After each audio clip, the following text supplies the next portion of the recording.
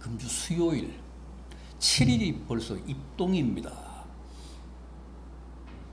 가을인가 싶었는데 벌써 올해도 겨울 문턱까지 왔습니다. 오늘 제가 소개해드린 본문 21절을 보면 당시 로마 감옥에 갇혀있던 바울이 저 멀리 소아시아 에베소에서 목회하고 있던 디모데에게 이렇게 편지합니다.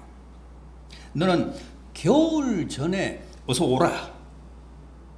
겨울 전에 내게로 어서 오라.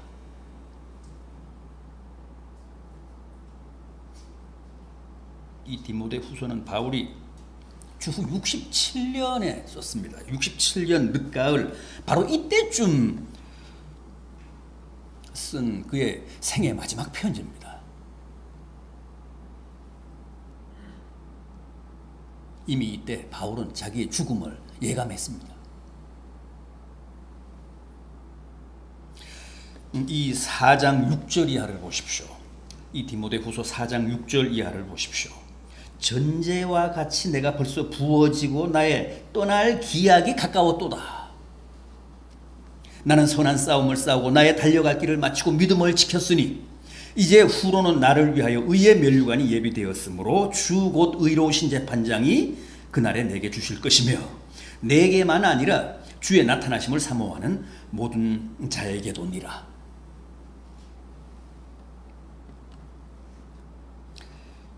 여기 6절 상반절에 나오는 전제가 뭡니까? 전제.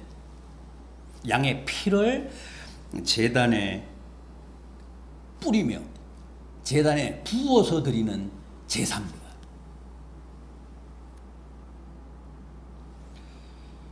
실제 바울은 이 디모데 후서를 쓰고 얼마 있지 않아서 어서 오라고 했던 디모데도 못 만나고 죽습니다. 순교를 당합니다. 네로 황제에게 참수를 당합니다. 목베임을 당해 자신의 피를 순교의 제단에 몽땅 부어 그야말로 전제로 주님께 바칩니다.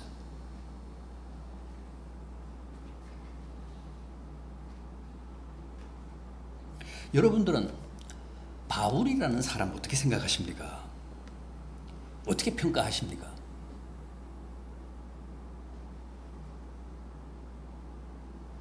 우리는 흔히 바울을 크게 성공한 사람이라고 생각을 합니다. 맞습니까?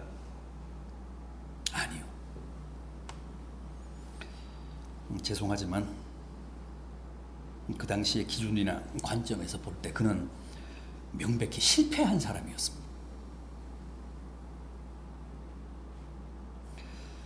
물론 주님도 그러셨지만 바울도 참 외로운 사람이었습니다. 얼핏 보면 주변에 사람들이 참 많았던 것 같은데 막상 가까이 다가가 보면 그렇지 않았습니다. 로마에서 감옥살이 하던 말년 때는 더더욱 그랬습니다. 정말 사람이 없었습니다. 함께 일하던 동역자, 사역자들이 다 그를 떠난 겁니다.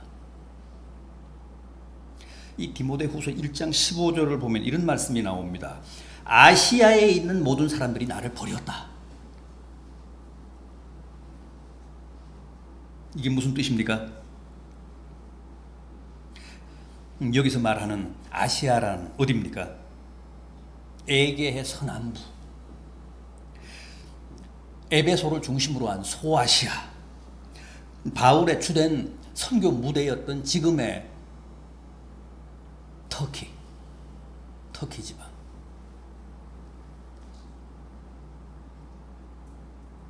당시 그 소아시아에는 바울이 세운 교회가 참 많았습니다. 요한계시록에는 7교회만 소개가 됩니다만 실제로는 그보다 더 많았습니다. 그런데 바울이 로마 감옥에 갇히고 또 그 수감 생활이 길어지자 그 교회들이 결국 다 바울에게 등을 돌렸다는 겁니다.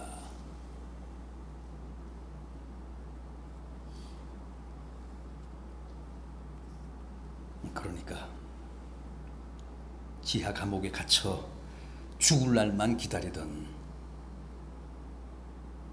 노사도 바울의 피해감, 고립감, 자괴감이 얼마나 컸겠습니까? 얼마나 외롭고 쓸쓸했으면 지금 자신의 후임으로 저 소아시아 에베소에서 목회하고 있는 디모데에게 겨울 전에 어서 내게로 좀 와라. 한번 보고 싶다. 죽기 전에 꼭 한번 너의 손을 잡아보고 싶다.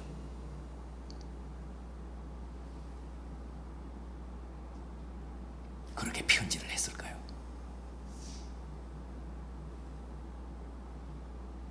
여러분, 바울이 왜 유명합니까? 바울이 어째서 유명해졌습니까? 크게 성공한 사람이어서가 아니라 글을 많이 남겼기 때문입니다. 그렇지 않습니까? 신약 성경의 3분의 2가 다 바울의 글이니까, 바울의 편지니까.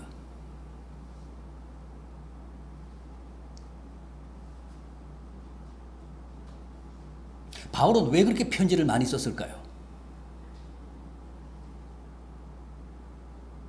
그가 쓴 글들은 다 무슨 문학 작품이나 신학 논문들이 아닙니다. 그가 세운 교회에서 발생한 온갖 문제들을 수습하고 해결하기 위해 그때 썼던 절박한 목회서신들이었습니다. 한번 생각해 보십시오. 그가 그토록 열심히 전도하고 죽을 힘을 다해 숱한 교회를 세웠는데 과연 제대로 된 교회가 한 곳이라도 있었습니까? 없었습니다.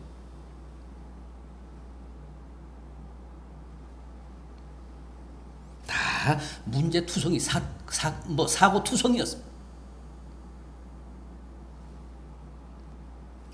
그래서 쉴 새 없이 편지를 썼고 나중에는 눈이 어두워서 자기 스스로는 못 썼어요. 그래서 구술을 하고 대피를 시켰습니다. 그러면서까지 계속 편지를 써서 보냈습니다. 교회들에게.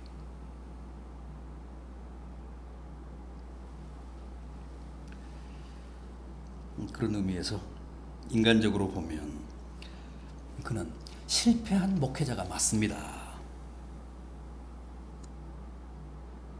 그가 생애 마지막으로 쓴 유언과도 같은 이 디모데 후서를 보면 더욱 그렇습니다. 그의 최후가 얼마나 딱하고 얼마나 안타깝고 얼마나 고독한지 모릅니다. 본문 10절 이하를 다시 한번 보십시오. 제가 소개해드린 오늘 본문 10절 이하. 데마는 이 세상을 사랑하여 나를 버리고 데살로니가로 갔고 그레스게는 갈라디아로 디도는 달마디아로 갔고 누가만 나와 함께 있느니라.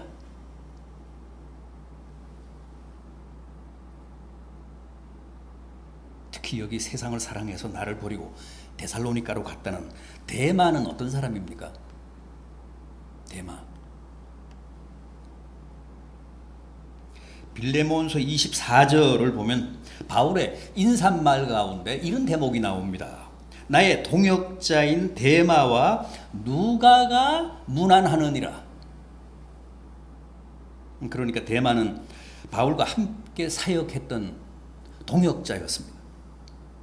골로새서 4장 14절에도 이런 말씀이 나옵니다. 사랑을 받는 의원 누가와 또 데마가 너희에게 문안하느니라.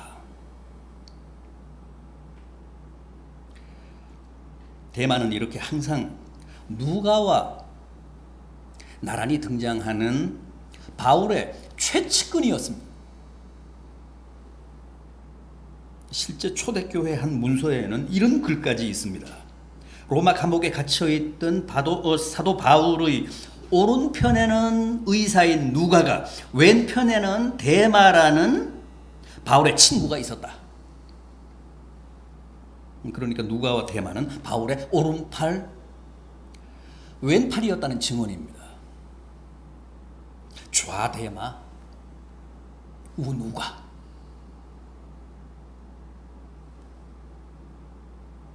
그런데 그렇게 신실했던 동역자 데마가 어느 날 갑자기 바울을 버리고 떠났다는 겁니다. 내일 모레면 끌려나가서 사형당할 바울을 버리고 떠났다는 거예요. 얼마나 쓸쓸한 얘기입니까? 얼마나 가슴 아픈 소식입니까?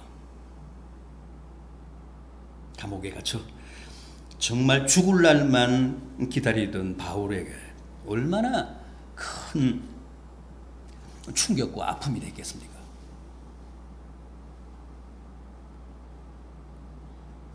대만은 바울이 가장 힘들 때, 가장 외로울 때, 가장 절실할 때 그를 버리고 떠난 겁니다. 우리를 더욱 슬프게 하는 것은 그가 바울을 떠난 이유입니다.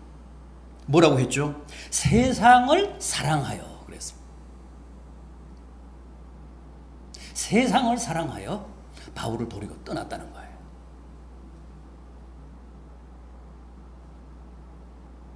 여러분, 누구나 세상을 사랑하면 반드시 주님은 등지게 되어 있습니다.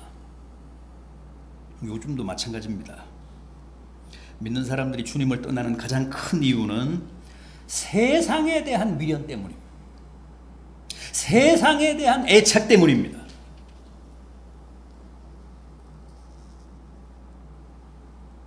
옛날 롯의 아내도 보십시오.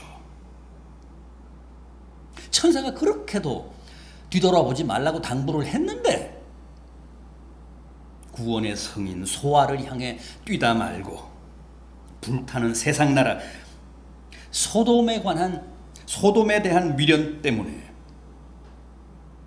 그만 뒤를 돌아보잖아요. 그 순간 어떻게 되었습니까?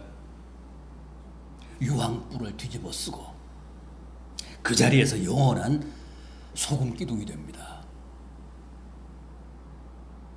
그곳의 위치가 지금 사해입니다.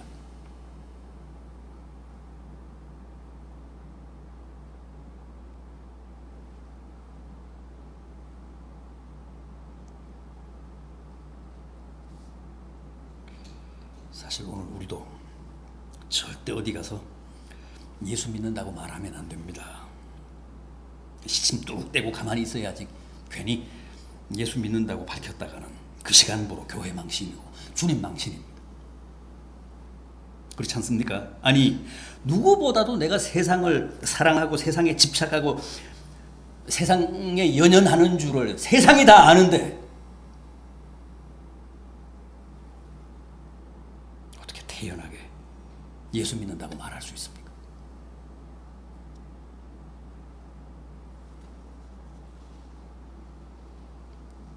오늘이 11월 첫 주일인데 한번 생각해 보십시오. 올해만 해도 여기까지 오면서 얼마나 많은 사람들이 세상을 사랑하여 주님을 버렸을까요? 얼마나 많은 사람들이 교회를 등지고 신앙을 등지고 세상을 택했을까요?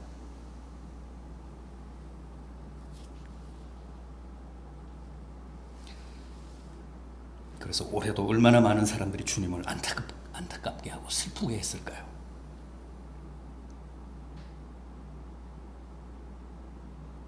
자, 그렇다면 이제 바울 곁에는 누가 있습니까? 누가 있긴 누가 있습니까? 누가가 있죠. 누가만 있습니다. 누가만 있느니라.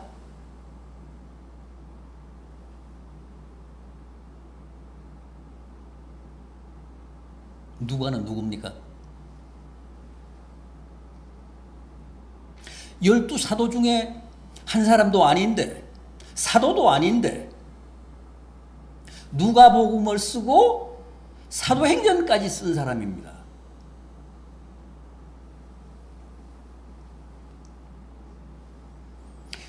원래 직업은 의사잖아요.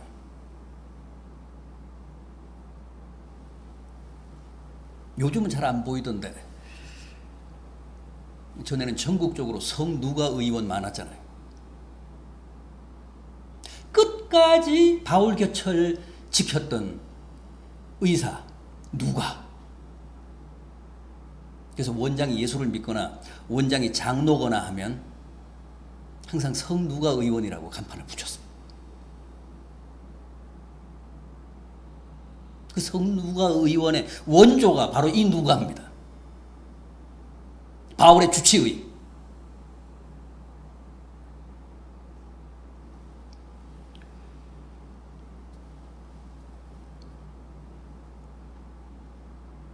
그러니까 당시 누가는 누구보다도 잘 먹고 잘 살 수 있었던 전문직 엘리트였습니다. 실제 그가 쓴 누가복음과 사도행전은 다 고급스러운 헬라어로 쓰였고 문체나 어휘력도 가장 풍부하고 뛰어납니다. 그것은 그만큼 그가 유능한 전문 지식인이었다는 뜻입니다. 그럼에도 그는 데마처럼 결코 세상을 사랑하지 않았습니다. 많은 사람들이 하나 둘 바울교철을 떠나고 마지막에는 왼팔 노릇을 하던 데마마저도 바울을 버렸지만 그는 끝까지 홀로 남아 노사도의 최후를 지켰습니다.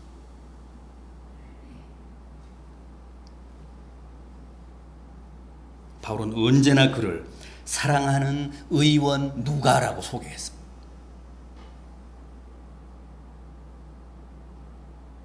그는 바울이 순교한 후에 누가복음과 사도행전을 완성하고 74세에 세상을 떠났다는 기록이 있습니다.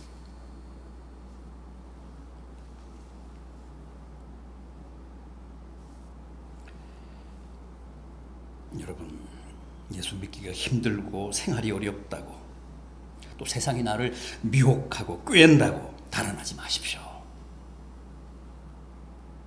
데살로니가로 도피하지 마십시오. 그건 다 불행한 일입니다.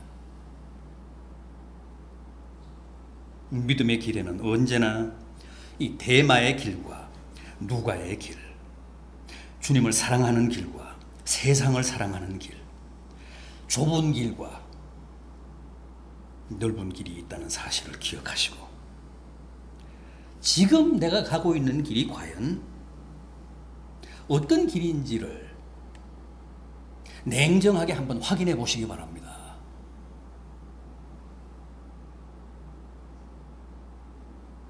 혹 지금 세상을 사랑하여 데마의 길을 가고 계시는 분은 안 계십니까?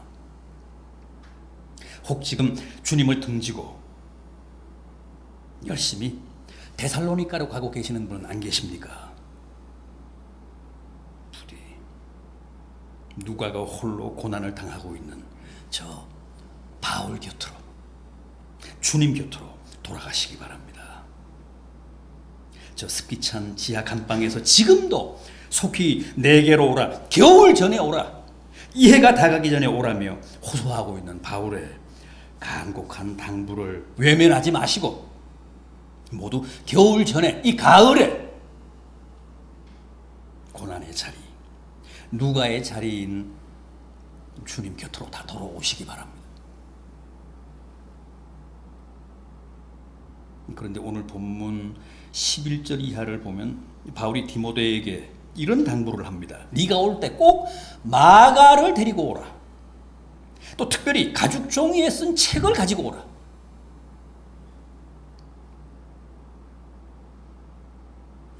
마가를 데리고 오라는 것은 형제와 함께 오라는 것이고 특히 말씀을 꼭 챙기라는 당부입니다. 가죽 종이에 쓴 책. 이때는 아직 신약 성경이 없었을 때니까 구약 성경을 말하겠죠. 마가라는 사람은 일찍이 바울을 따라 전도 여행에 나섰다가 힘들고 어렵다며 중도에 포기하고 돌아가 버린 사람 아닙니까? 그래서 바울과의 관계가 아주 고약해졌던 사람입니다. 바울이 마음이 상해서 그동안 일체 교류를 갖지 않았습니다. 그런데 이제 죽음을 앞두고 그를 다시 내게로 데려오라고 합니다. 화해하기 위해서입니다. 그리고 가죽 종이에 쓴 책, 성경, 그걸 꼭 가지고 와라. 그렇습니다. 우리가 이 가을 다시 주님 곁으로 복귀하기 위해서는 이 두 가지가 꼭 필요합니다. 등지고 살았던 이웃과 다시 화해하고 그들과의 사랑을 회복하는 겁니다. 그리고 손 놓고 살았던 말씀을 다시 집어들어야 합니다. 가죽 종이에 쓴 책인 성경을 다시 펼쳐서 읽고 그 말씀을 들어야 합니다. 그래서 바울이 당부한 그동안 소원했던 형제와 가죽 종이에 쓴 책인 성경을 꼭 챙겨서 겨울 전에 이 가을에 다 주님을 찾고 주님 곁으로 돌아오는 복된 성도들이 되시기를 진심으로 기원합니다.